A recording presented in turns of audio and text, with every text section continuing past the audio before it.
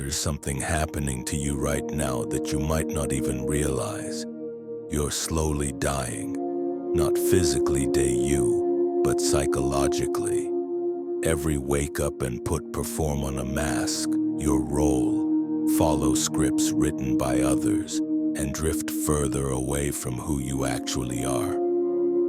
You've become a stranger to yourself, living someone else's life while your authentic self suffocates beneath layers of expectations, fears, and conditioning. But what if I told you that in just 6 months you could completely transform your life? Not through positive thinking or life hacks, but through a profound psychological process discovered by one of the most brilliant minds in human history. Carl Jung spent decades studying the deepest layers of the human psyche and uncovered something extraordinary, a method so powerful it can literally remake you from the inside out. Today, I'm going to reveal Jung's exact transformation process, the same method he used to pull himself back from the brink of madness and discover truths about human consciousness that changed psychology forever. This isn't about becoming a better version of yourself. This is about becoming who you truly are beneath all the lies you've been told about yourself. Here's what makes this different from every other transformation approach you've encountered. Jung discovered that genuine change doesn't happen by adding things to your personality. It happens by uncovering what's already there, buried beneath decades of psychological debris. You're not broken and needing to be fixed. You're complete but fragmented, whole but unconscious of your wholeness. The process I'm about to share with you is based on Jung's personal journey through what he called his confrontation with the unconscious. Between 1913 and 1916, Jung deliberately entered the darkest corners of his own mind, faced psychological forces that nearly drove him insane, and emerged completely transformed. He didn't just survive this encounter.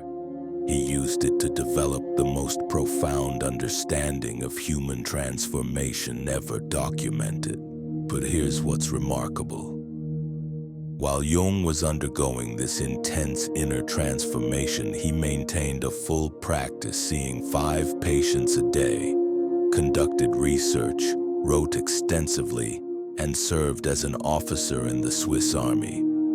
This proves something crucial. You don't need to retreat from your life to transform it. You can undergo the deepest psychological change while maintaining your responsibilities, relationships, and daily routines. What Jung discovered through this process became the foundation of analytical psychology. But more importantly, he mapped out a precise 4-stage method that anyone can follow to achieve genuine psychological transformation. Not surface-level change, but fundamental restructuring of who you are at the deepest level. The first stage Jung called confession. This isn't about admitting wrongdoing to someone else. It's about honest self-assessment that cuts through every lie you've told yourself about who you are. Most people live in elaborate self-deceptions, carefully constructed stories that protect their ego from uncomfortable truths. The confession stage demands you face these truths directly. Jung observed that every transformation begins with what he called the ending of a world, the collapse of an old philosophy of life. Your current identity, the story you tell about yourself, the beliefs that guide your decisions, all of this must be examined with brutal honesty, because you cannot become who you're meant to be while clinging to who you think you are. This first stage corresponds to what alchemists called nigredo, the blackening phase where base materials are broken down before they can be transformed into something precious. Psychologically, this means allowing your false self-concepts to dissolve. It's uncomfortable because the ego experiences this as death, which in a sense it is, the death of illusions you've mistaken for reality. During these initial months, you'll begin keeping what Jung called a shadow journal. This isn't ordinary journaling about your day or your feelings. This is systematic documentation of everything about yourself that you deny, hide, or reject. Jung discovered that the shadow contains not just negative qualities we've repressed, but also positive potentials we've never allowed ourselves to express. The shadow is perhaps Jung's most misunderstood concept. People think it's about confronting your dark side, your capacity for evil or destructive behavior. While that's part of it, the shadow actually contains tremendous creative energy and authentic power that's been locked away because it didn't fit your acceptable self-image. You might have buried artistic talents because they weren't practical, hidden intellectual gifts because they made others uncomfortable, suppressed leadership abilities because you were taught to be modest. Shadow work isn't about becoming a bad person. It's about reclaiming disowned parts, de-integrating them consciously. The goal isn't to eliminate of yourself and the shadow, but to establish a relationship with it, finding healthy ways to express what's been repressed. Here's how shadow work manifests practically. You start noticing your emotional triggers, the people and situations that provoke strong reactions in you. Jung discovered that we almost always encounter our shadow through projection onto others. When someone irritates you intensely, when you find yourself judging another person harshly, when you feel inexplicably drawn to or repelled by someone, that's your shadow speaking. The person who annoys you with their arrogance might be showing you your own unacknowledged superiority. The individual you judge for being selfish could be reflecting your own unexpressed needs. That confident person you secretly resent might embody qualities you've never allowed yourself to develop. This projection mechanism is actually the psyche's attempt to make you conscious of disowned parts of yourself. Instead of recognizing these qualities as your own, you see them clearly in others while remaining blind to them in yourself.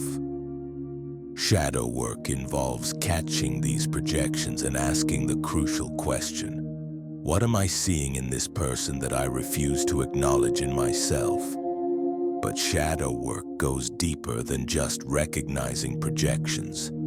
It requires what Jung called active imagination, a technique he developed during his own transformation that allows direct dialogue with unconscious contents. This isn't visualization or guided meditation. It's a method for engaging with the living forces within your psyche as autonomous entities with their own intelligence and agenda.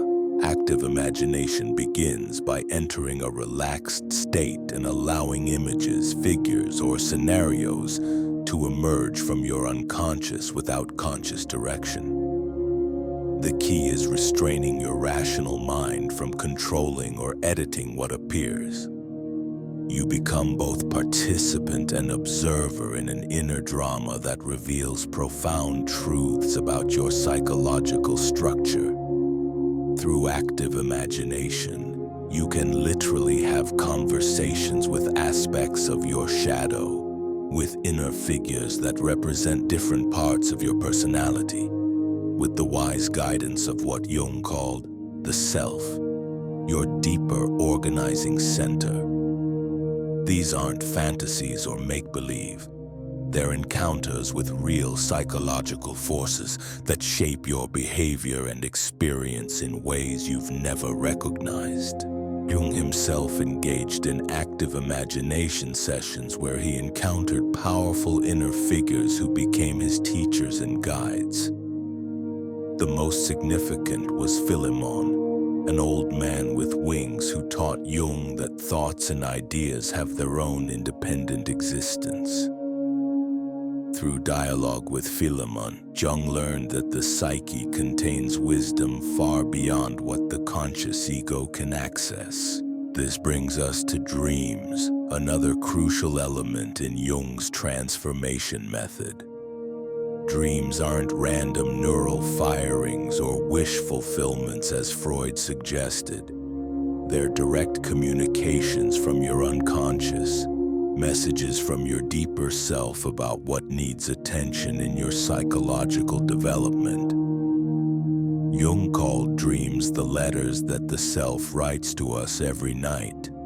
They reveal shadow material that's ready to be integrated, point toward unlived potentials seeking expression, and provide guidance for psychological growth. Working with dreams isn't about interpretation according to fixed symbols. It's about dialogue, relationship, and allowing dream content to inform your waking life decisions. The transformation process Jung mapped out isn't comfortable or easy. It requires facing aspects of yourself you've spent years avoiding. It demands dismantling carefully constructed self-images and admitting uncomfortable truths about your motivations, desires, and fears. But this breakdown isn't destruction. It's preparation for the most profound reconstruction possible. As you move deeper into this transformation process, something extraordinary begins to happen. The breakdown of your false self-concepts creates space for authentic parts of yourself to emerge. This is where Jung's method becomes truly revolutionary, because most approaches to change focus on adding new behaviors or beliefs. Jung discovered that real transformation happens when you remove the psychological barriers that have been blocking your natural development. The second stage, Jung called elucidation, corresponding to the alchemical phase of albedo or whitening. This is where clarity begins to emerge from the confusion of the first stage. You start seeing patterns in your behavior that were completely invisible before. Connections between past experiences and present reactions become obvious. The psychological forces that have been running your life from behind the scenes suddenly become visible. During this phase, your dream life often becomes more vivid and meaningful. Jung noticed that as people become more conscious of their unconscious material, the boundary between sleeping and waking consciousness becomes more permeable. Dreams start feeling more real, more significant. Synchronicities, meaningful coincidences that seem to connect inner and outer events begin occurring with startical nonsense. It's Watling frequency. This isn't mist happens when your conscious mind starts aligning with deeper psychological currents. Jung discovered that the unconscious operates according to different principles than rational consciousness. It thinks in symbols, patterns, and connections rather than linear logic. As you develop relationship with these unconscious processes, you begin noticing how they manifest in your external world. The shadow work you began in the first stage now deepens into what Jung called shadow integration. This isn't just recognizing your projections anymore. It's actively reclaiming the energy that's been locked in shadow material and finding constructive ways to express it. If you've discovered artistic talents buried in your shadow, you start creating art. If you've found leadership abilities you've never acknowledged, you begin taking initiative in your life. This integration process often creates what Jung called the transcendent function, a psychological bridge between conscious and unconscious that allows access to creative solutions and insights impossible from either perspective alone. You start having ideas that seem to come from nowhere. Problems that have puzzled you for years suddenly have obvious solutions. You find yourself knowing things you don't remember learning. But here's where most people make a critical mistake. They think shadow integration means acting out every impulse or desire they've repressed. This isn't integration, it's inflation, and it can be psychologically dangerous. True integration means finding mature, constructive ways to express shadow material that serves your overall development rather than just gratifying suppressed urges.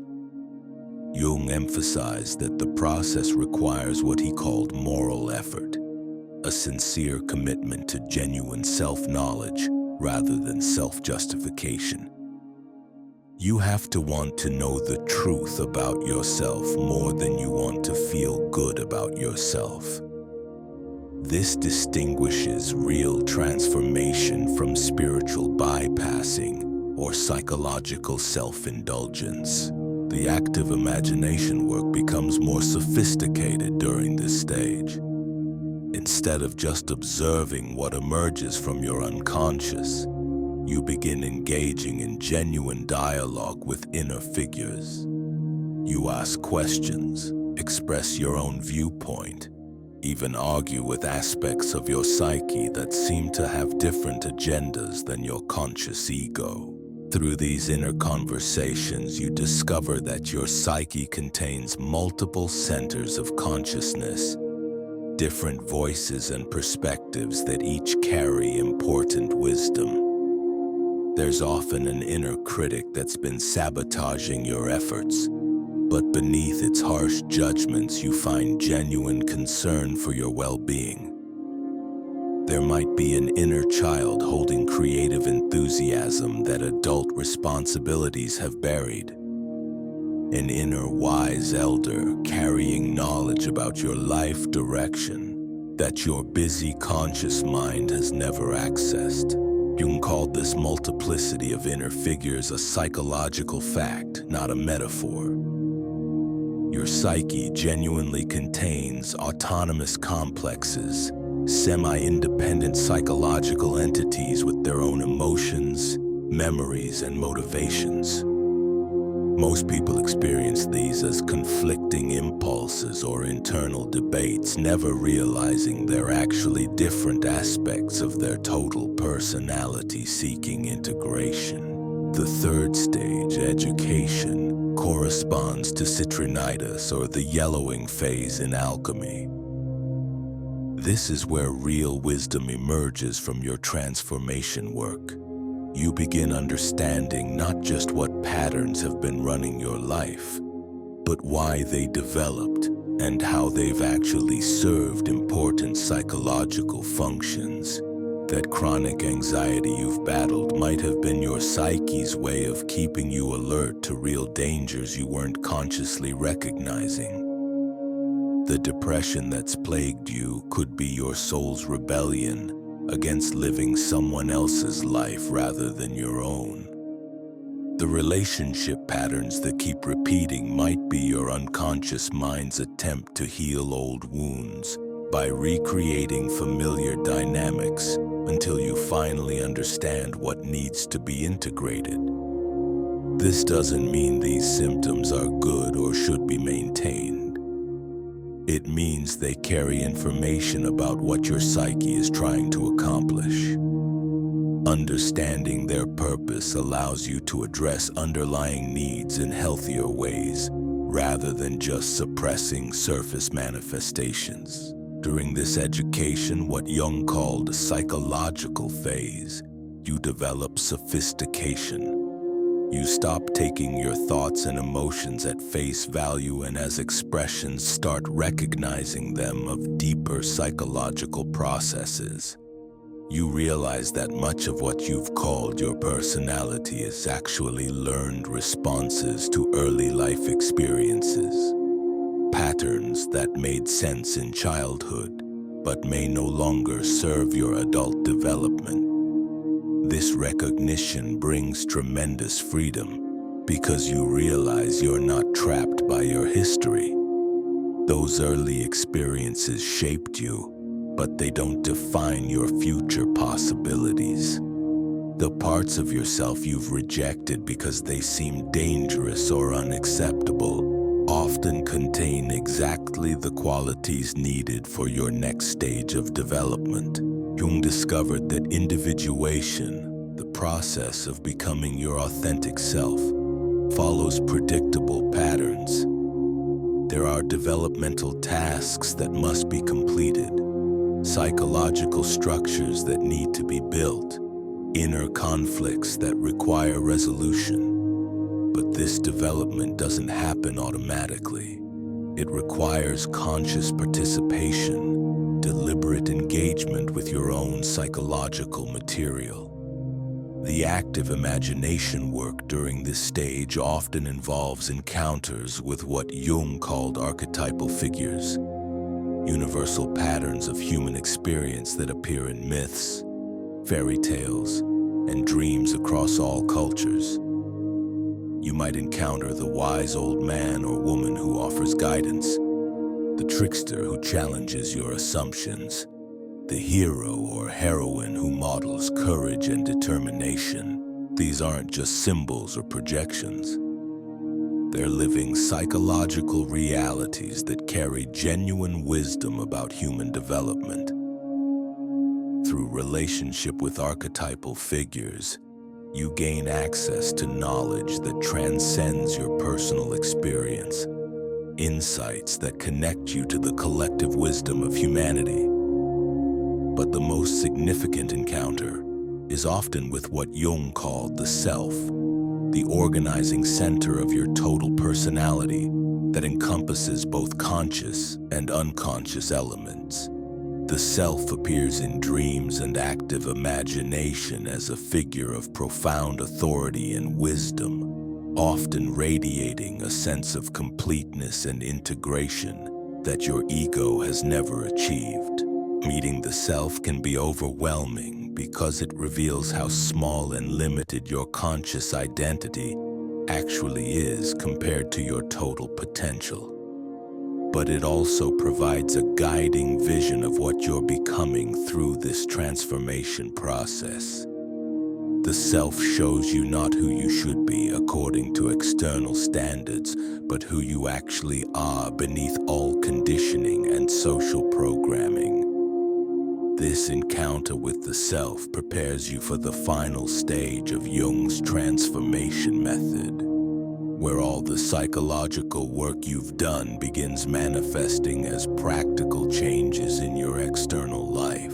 The final stage Jung called transformation, corresponding to rubedo, the reddening phase where all previous work crystallizes into something entirely new. This isn't about making minor adjustments to your existing life. This is fundamental restructuring of how you move through the world, how you make decisions, how you relate to others, and most importantly, how you relate to yourself. By this point, the psychological work you've been doing begins manifesting as tangible changes in your external reality. The shadow material you've integrated starts expressing itself constructively. The inner conflicts you've resolved stop creating chaos in your relationships. The authentic parts of yourself you've discovered begin shaping your career choices, creative pursuits, and life direction. But here's what surprises most people about this transformation stage. You don't become someone completely different. You become more yourself than you've ever been. All those qualities you thought made you unique. All those dreams you abandoned as unrealistic. All those aspects of yourself you've kept hidden. They emerge not as foreign additions, but as natural expressions of who you've always been beneath the conditioning. Jung experienced this during his own transformation, when he realized his true calling wasn't to be a respectable Swiss psychiatrist following conventional approaches. His authentic path involved exploring the deepest mysteries of human consciousness, developing revolutionary theories that challenged everything psychology believed about the mind. This wasn't rebellion against his training. It was alignment with his deepest nature. The practical manifestation of this stage often shocks people who've known you for years.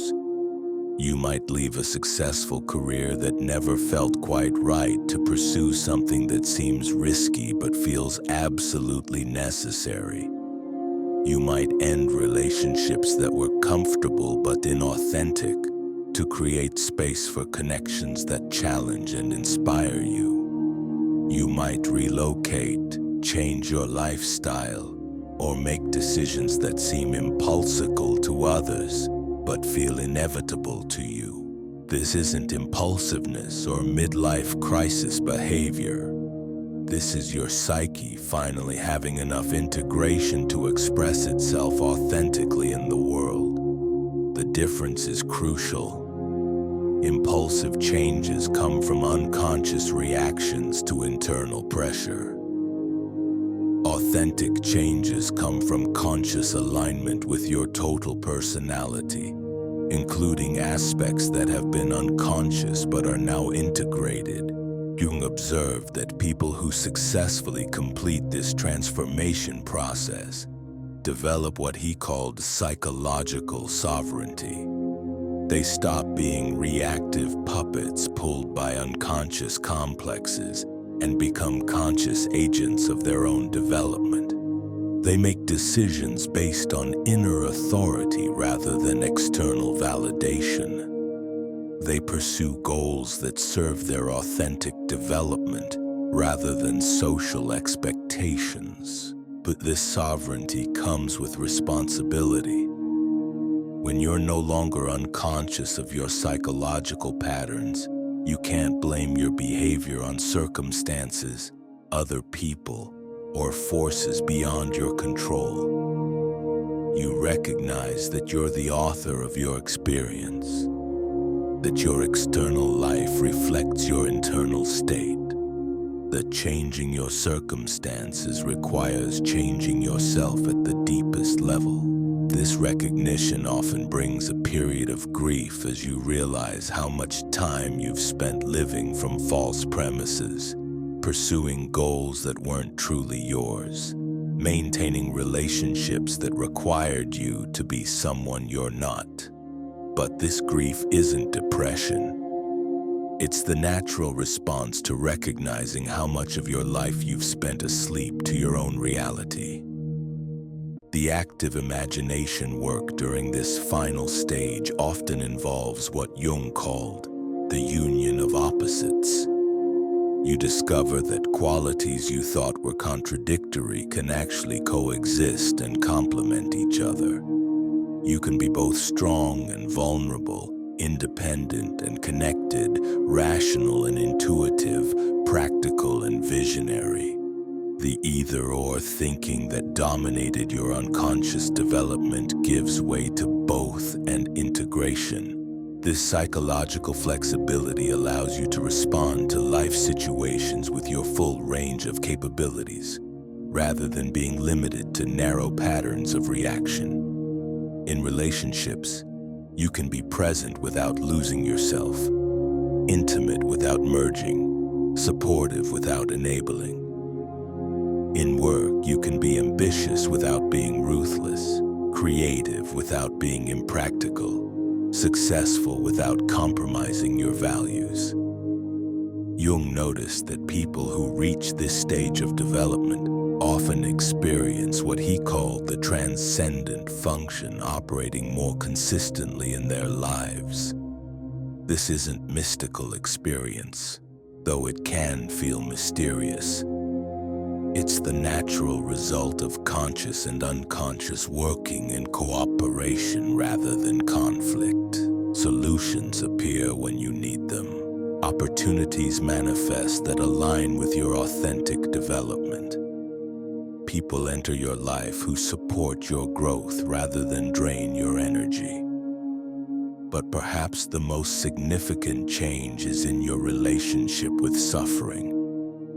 Instead of seeing difficulties as proof that life is against you or that you're doing something wrong, you recognize challenges as invitations to develop aspects of yourself that are still unconscious.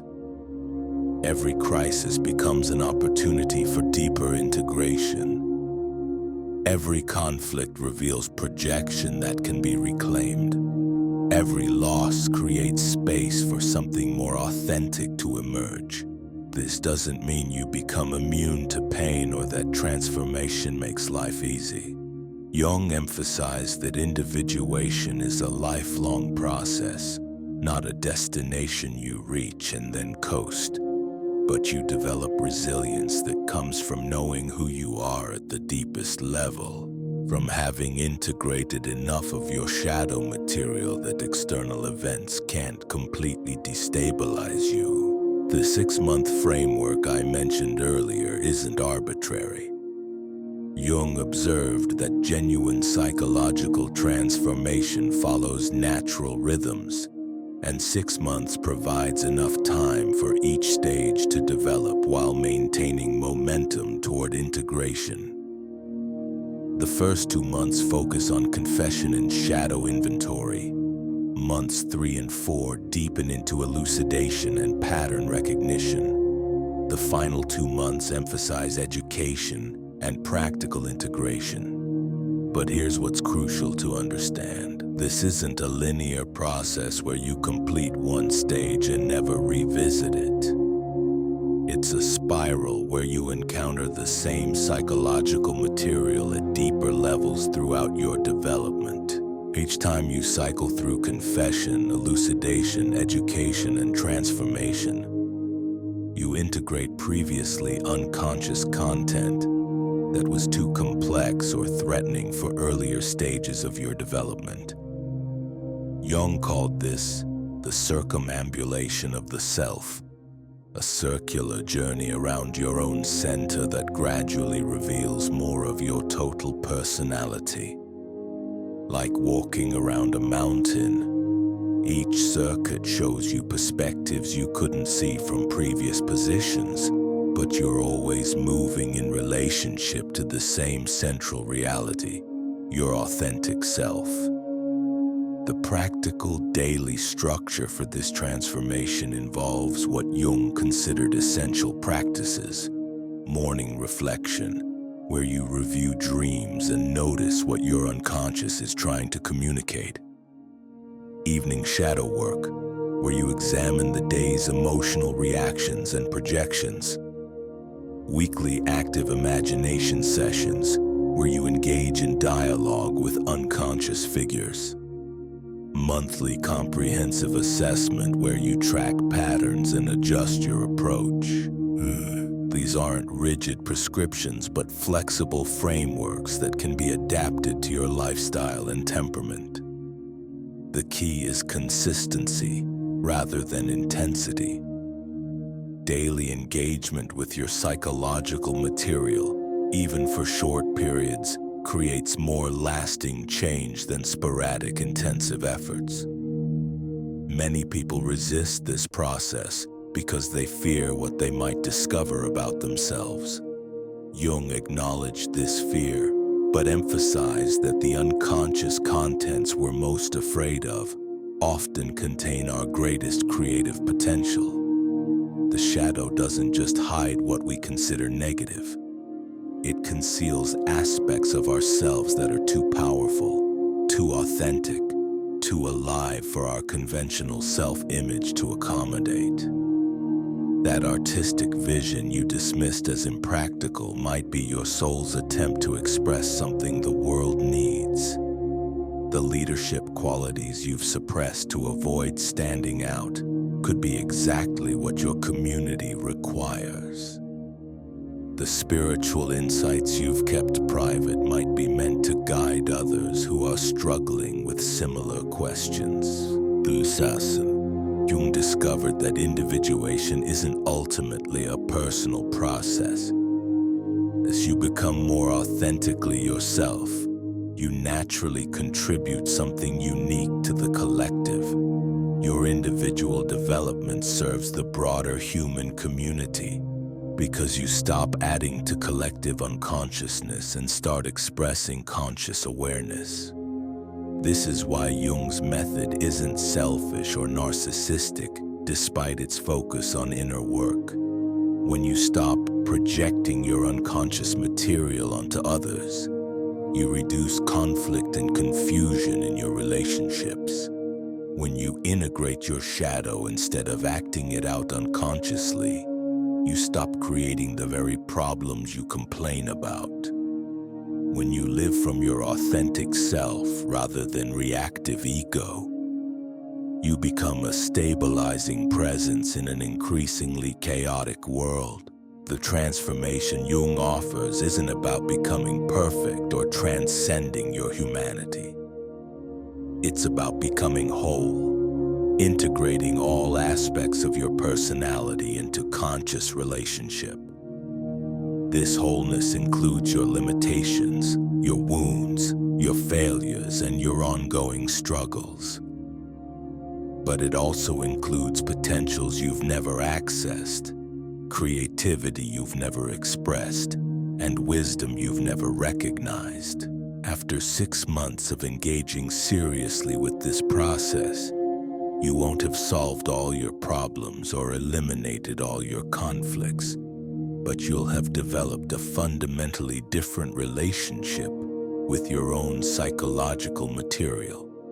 Instead of being unconsciously driven by complexes and projections, you'll be consciously participating in your own development. 6 months from now, you can be living as someone completely different. Not because you've added layers to who you already are, but because you've stripped away everything that was never truly you in the first place. This isn't another self-help promise that fades after the initial excitement wears off. This is Jung's empirically tested method for psychological transformation that has guided thousands of people from unconscious reactivity to conscious authenticity. The 4 stages we've explored today, confession, elucidation, education, and transformation, aren't just theoretical concepts. They're practical steps that Jung himself used to pull back from the edge of madness and discover revolutionary truths about human consciousness. The shadow work, active imagination, dream analysis, and inner dialogue techniques aren't mystical practices. They're precise psychological tools for accessing the wisdom and creative potential that's been locked away in your unconscious. Most people will watch this video, feel inspired for a few days, then return to the comfortable prison of their false identity. They'll choose the familiar pain of living someone else's life over the temporary discomfort of discovering who they actually are. But some of you will recognize that this isn't just information. It's an invitation to the most important journey you'll ever take. Your authentic self is waiting beneath all the conditioning, all the expectations, all the lies you've been told about who you should be.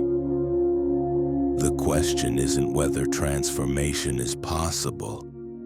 Jung proved it is. The question is whether you're ready to do the work required to reclaim the life that's been yours all along. If you're ready to begin this journey, if you want more content exploring the deepest aspects of psychological transformation, subscribe to this channel and hit the notification bell.